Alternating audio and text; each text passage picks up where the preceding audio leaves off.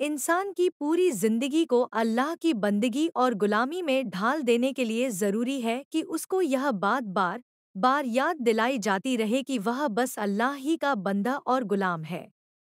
इस बात को बार बार याद दिलाने और इस याद को हर वक्त दिल में ताज़ा रखने की ज़रूरत इसलिए है कि दुनिया में इंसान पर चारों तरफ से ऐसे दबाव पड़ते हैं कि वह यह भूल जाता है कि अल्लाह के गुलाम को कैसे काम करने चाहिए।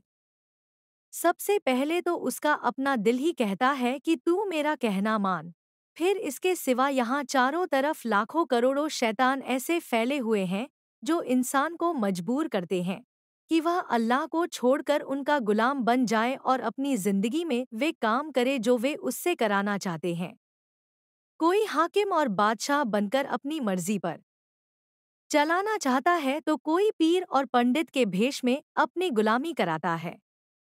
यह कि कदम कदम पर ऐसी रुकावटें मौजूद हैं कि अगर आदमी का ध्यान बटिया हट जाए तो वह यह भूल जाता है कि वह किसका बंदा और किसका गुलाम है और उसे अपनी पूरी जिंदगी में किसका हुक्म मानना चाहिए।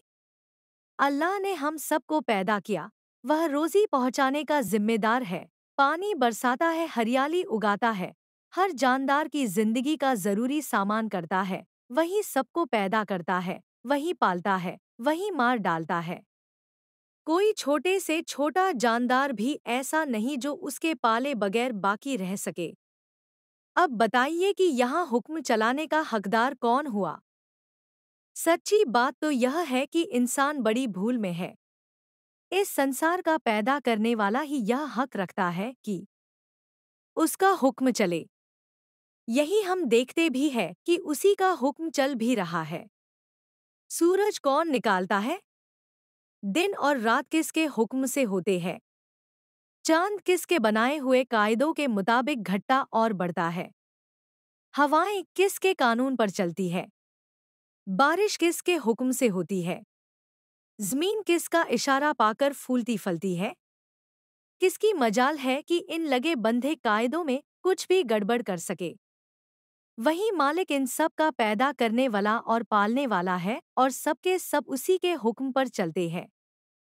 खुद इंसान ही को देख लो, वह भी उसी के बनाए हुए कायदों के मुताबिक पैदा होता है, जिंदा रहता है, खाता पीता है और मर जाता है, लेकिन इंसान को अल्लाह ताला ने दूसरी चीजों की तरह बिल्कुल बेबस पैदा नहीं किया है। यह अपनी जिंदगी के कुछ हिस्से में आजाद भी है, इसको कुछ इख्तियार भी दिया गया है। अब देखना यह है कि इंसान अपनी इस आज़ादी को और अपने इस इख्तियार को उस तरह काम में लाता है या नहीं, जिस तरह उसका मालिक चाहता है। अगर इंसान अपनी इस आज़ादी को अपनी राय से या अपने ही जैसे दूसरे इंसानों की राय से काम में लाता है तो हमेशा धोखा खाता है।